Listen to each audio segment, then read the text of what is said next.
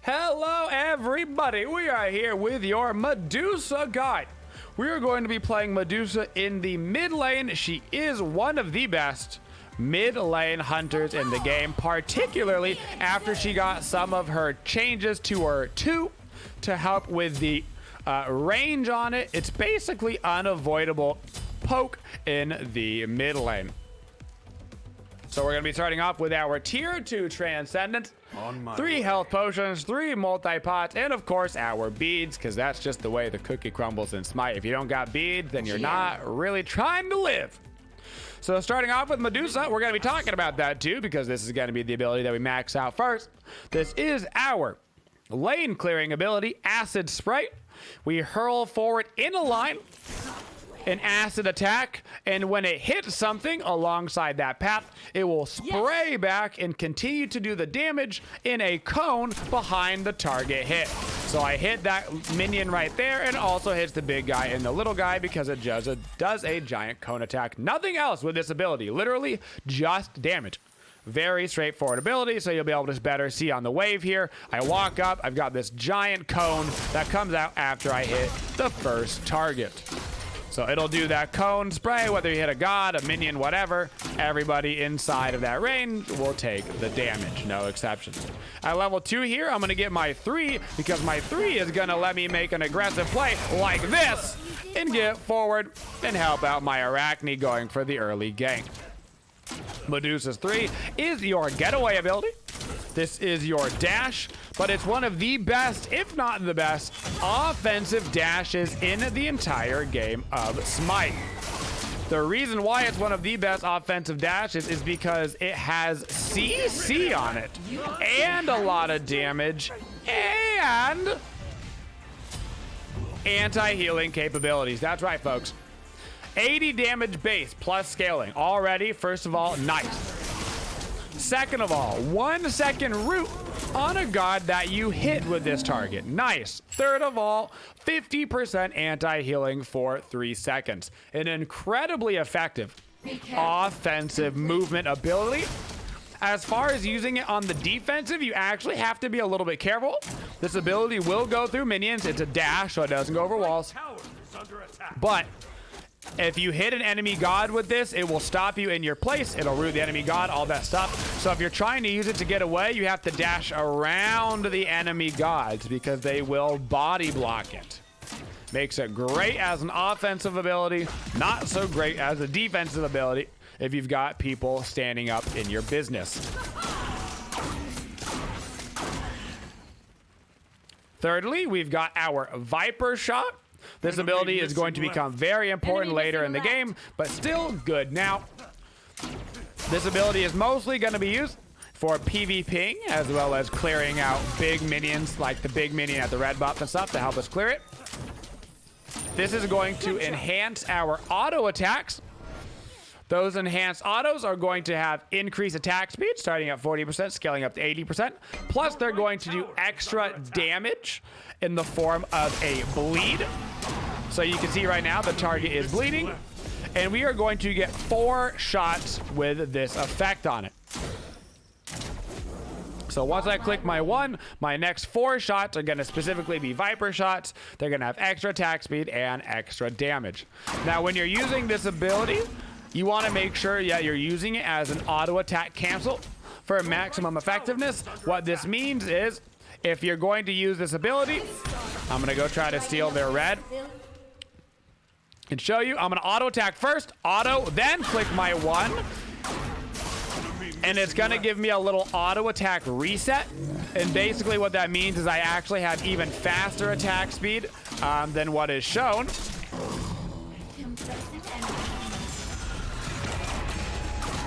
I'm probably going to die here, so I'm just going to try to grab this kill before I die. There we go.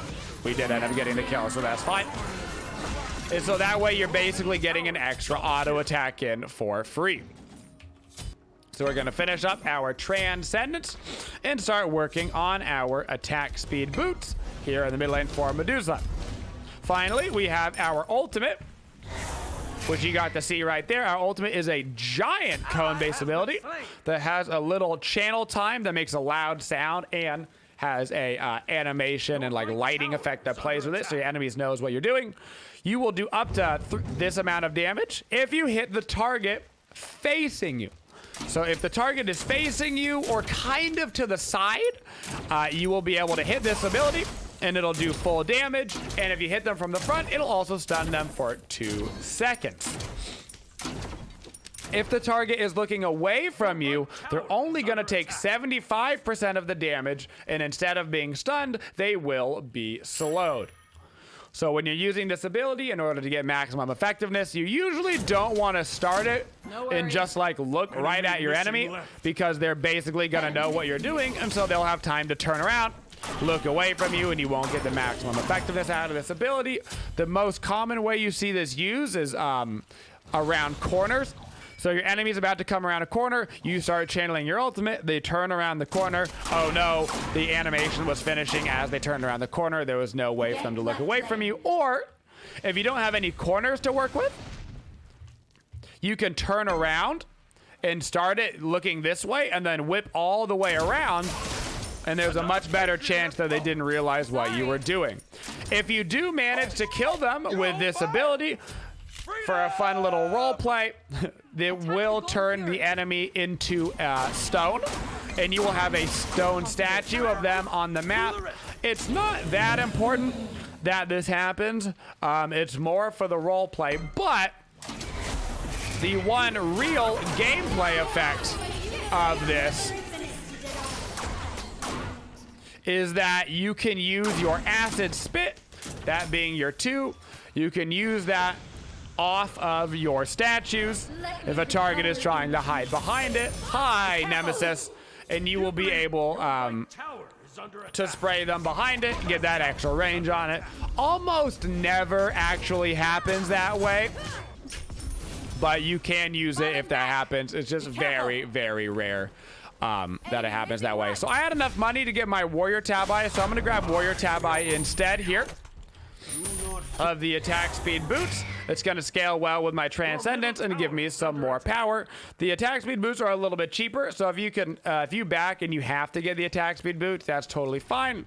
But my personal play style, I do like the Warrior Tabi more when combined with that Transcendence.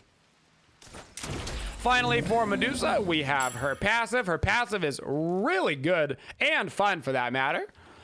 Because Medusa is a slithery snake, this means that her movement penalties are much less. God, I love Smite servers.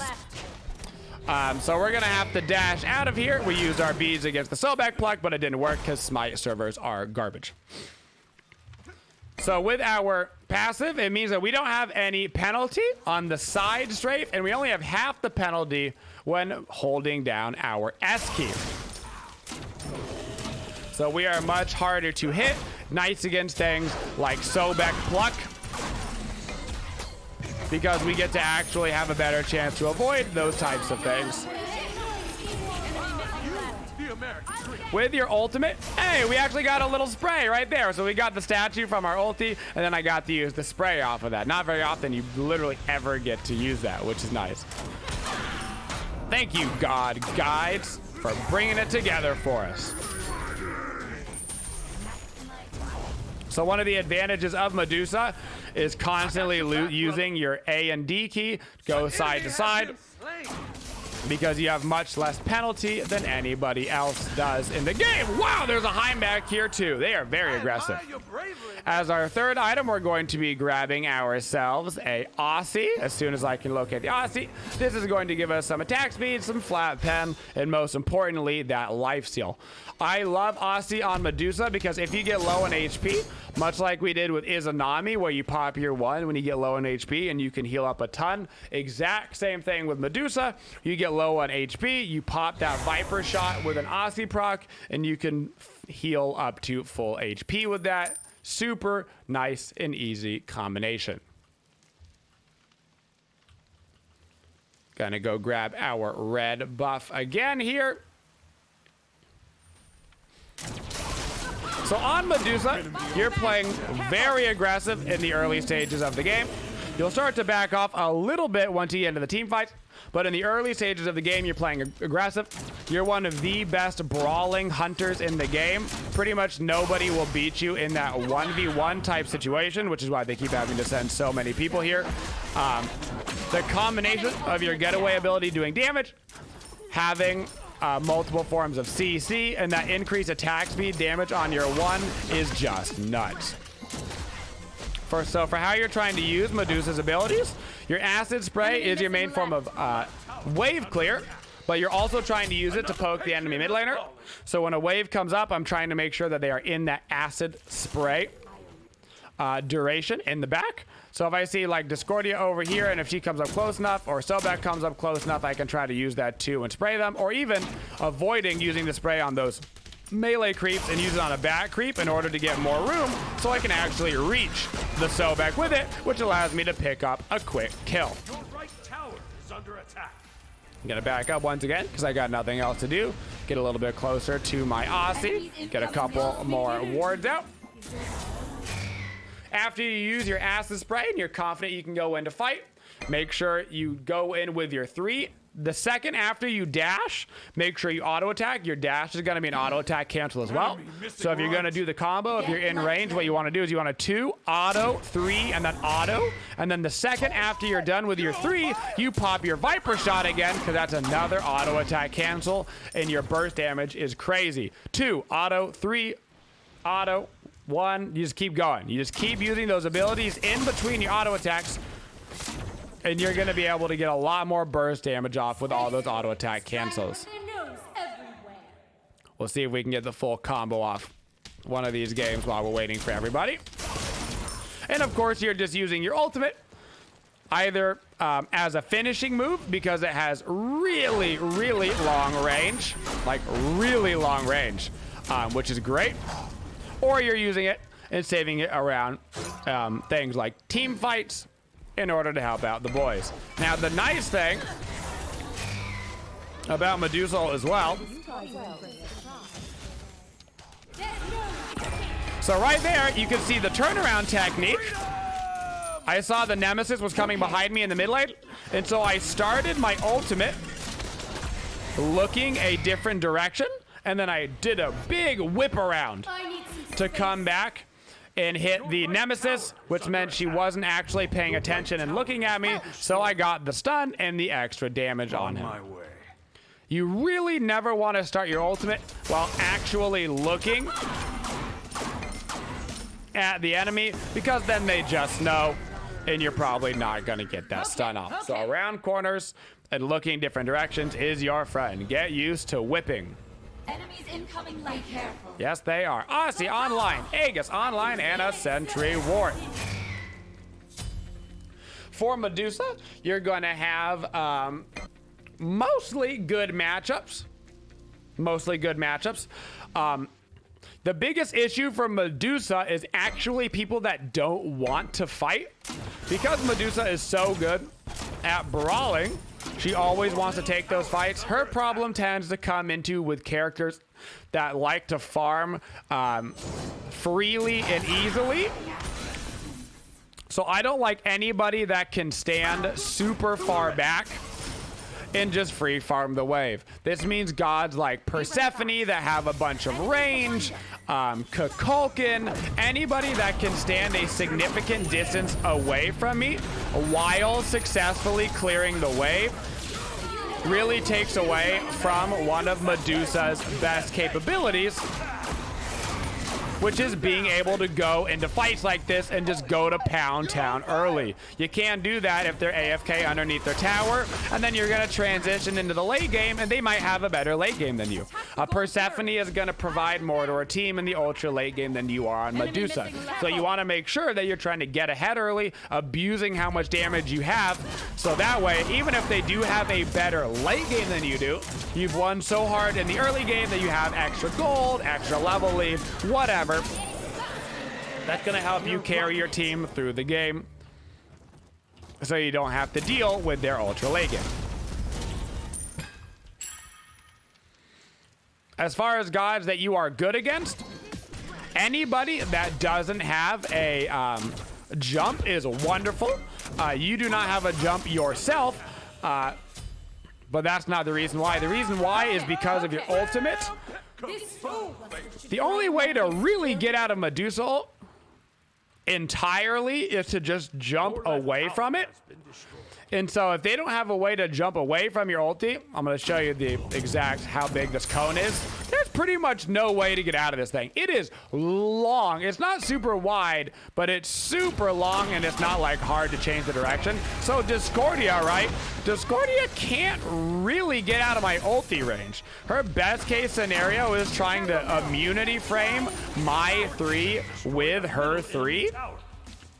But as far as like how long it goes, she's never going to be able to get out of that actual range. And so if he ever uses his dash first, I can just use my ulti right on after, and I get 75% of the damage no matter what, plus I get the slow. Wow, that's a lot of people coming into the mid lane. I'm going to go ahead and waddle right on out of that. Enemy missing middle. So anybody that can't get out of your ultimate, whether that means they're a Oleron and they don't have a movement ability whatsoever, or whether that means there's somebody like a Discordia, they've got a short range dash, anything that's not a leap can get them behind a wall. They can literally just jump straight up and down, and then your ultimate misses because they're in midair. So that's not what you want to deal with on Medusa. And because there is that solid second build-up time, it means it's actually not that hard to avoid Medusa ult with a leap. If the player has enough practice, they can just, like an Anher will literally just up, down, and jump right over your ulti, and congrats, now you have no ultimate. Like, that sucks. You don't want to have to deal with that. If you are, though, playing against somebody that has a leap that can get out of your range, what you want to do is you want to try to force their dash. You want to try to force their dash before you use your ultimate. So Discordia is actually a pretty interesting discussion for this, because Discordia, while it doesn't have a significant jump ability, can technically avoid my Medusa ult every time, but only if he holds his dash until I ulti. So that way he can use the immunity frames on Discordia's dash. But if I hold my ultimate forever, theoretically, that means he has to hold his dash for forever, which means that you can try to put a person in a predicament where if they know that they have to hold their dash to avoid your ulti, well, then you never ulti, and then they never dash, and now they don't have a getaway skill. So there's a little bit of mind games that goes into that. For our fourth item here on Medusa, I'm grabbing Fail Not. Fail Not is an underrated item on ability-based hunters in the mid lane. You're not really going to buy Fail Not as like a duo lane hunter, and a lot of that comes down to the fact that you're ending up with things like Devo gloves, and you have a different build order that you have to do over in duo lane. But in the mid lane, you go a more power, cooldowny type build, which allows Fail Not to be a perfect item for you. So Fail Not is going to give us 20% CDR as well as a bunch of power. And reminder, it does give physical penetration nowadays. So it also gives us 10% physical penetration and some crit chance. The crit chance isn't the most important part of this item, but it is going to bring us up to 30% CDR with our Transcendence. And because Medusa ulti is already so good, and after we ult, it's going to give us that extra crit chance, that extra 15% crit chance. It just pairs very well, because what you're going to do after you ulti is you're going to pop your Viper shot, right? And now you have extra attack speed. You have extra attack speed on these autos that now have this extra crit chance, and it can really add to the amount of damage output that you can do.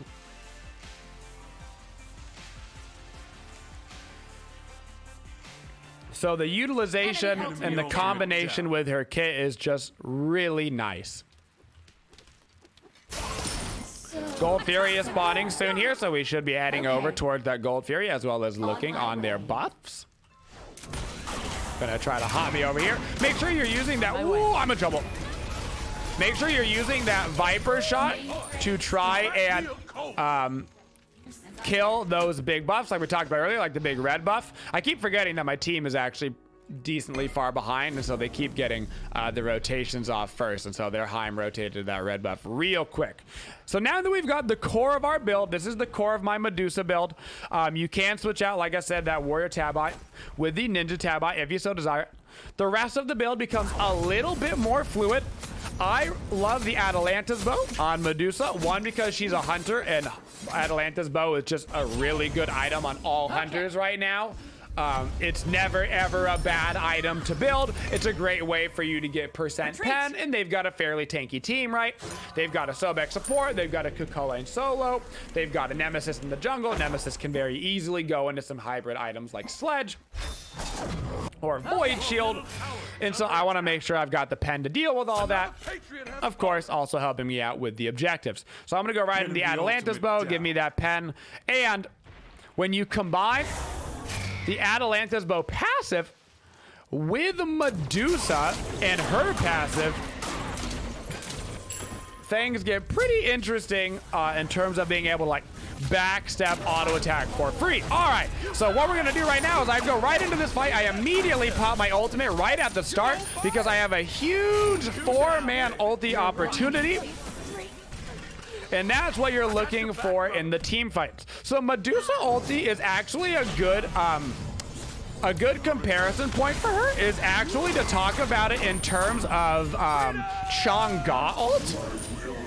So it might seem a little silly to compare these, but you actually use Medusa ulti and Chang'e ulti in almost the exact same way. That is, when you're by yourself, you're using it just as a setup. You're using it just as flat out damage. When you're doing like your 1v1s in lane, you're kind of using it a little bit more willy-nilly because you're just trying to output, poke people out. All sorts of good stuff. In a team fight though, once you start getting to that 20+ minute marker, everybody's grouped up. Everybody's doing team fights.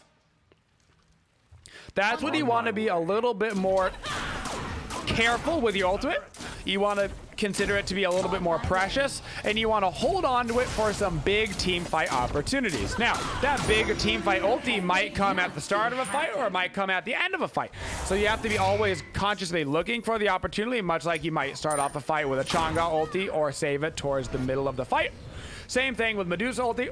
I saw a big opportunity for an ultimate right off the bat, so I grabbed myself the opportunity, and I just took it, and I got to land, what, 2 full stuns, plus 2 people took 75% of the damage and were slowed. That's great. Medusa ult is a wonderful ability to start a fight with, because even if you don't get the stuns, you're still throwing down a slow onto the entirety of the enemy team, and then they've got to decide whether or not they want to beat a slow, and nobody wants to beat a slow. Like, that sucks.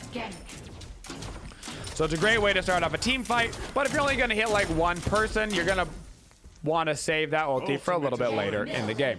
So we've got our Atalanta's bow online. As my 6th item, I'm going to be going into a Wind Demon. I love Wind Demon right now. As long as you've got any sort of crit in your build, I like Wind Demon. An ally has left the game.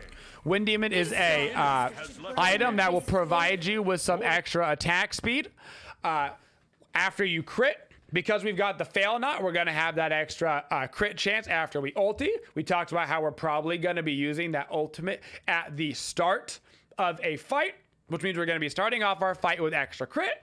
Going to increase that crit chance. The more we've got the increase in the crit chance, we're then going to have the ability to proc Wind Demon. We proc the Wind Demon. Now we've got extra attack speed and extra pen, which stacks, of course, with our crit chance, with our everything, and it's going to work out perfectly. Unfortunately, these Smite servers have been acting up a lot today. We've seen a lot of disconnects happening today, so we're just gonna keep this one kind of flowing, like literally a lot. Like, I don't think I've had a game today that didn't have at least 2 partial disconnects in it all day long. What are you gonna do?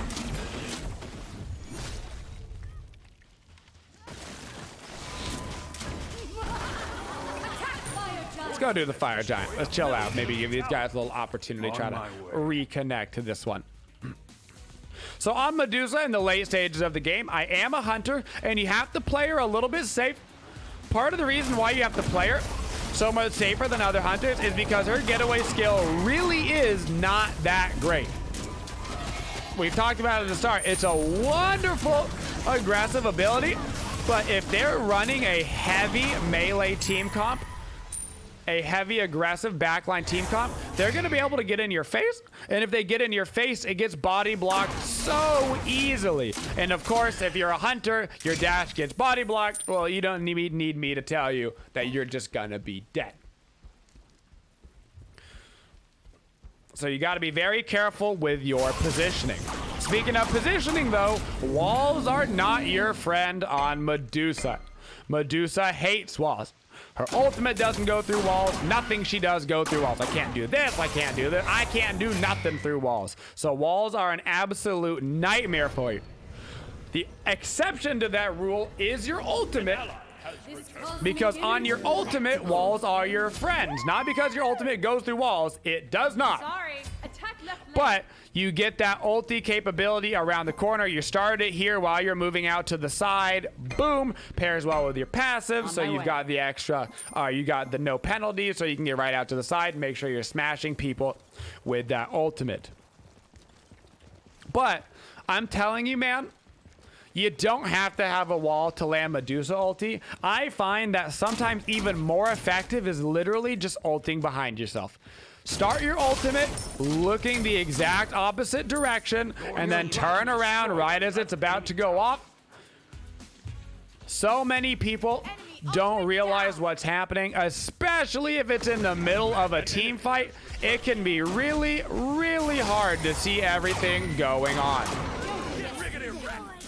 So I got that crit right there, which gives me my Wind Demon proc.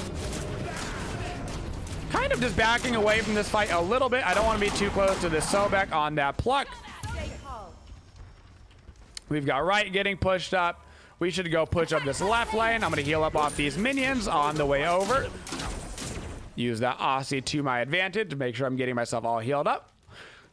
Your one, while you're not going to be able to bleed the towers, always feel free to pop your one Viper shot on objectives like the Chaos Towers. It's going to give you that additional attack speed, which is going to help you burn down the Phoenixes and the towers extra fast.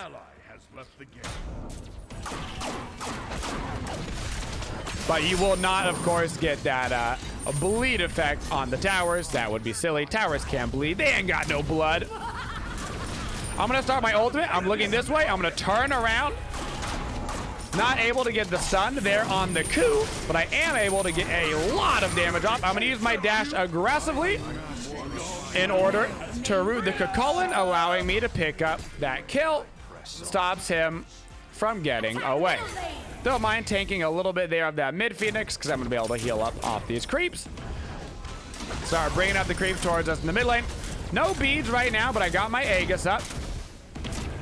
Creeps come back into the range. We're going to be able to burn down this mid Phoenix, and I'm just going to start heading myself over to that right side. Throw down a pretty aggressive sentry ward right here. Going to save my Viper shot as I get closer over to these minions.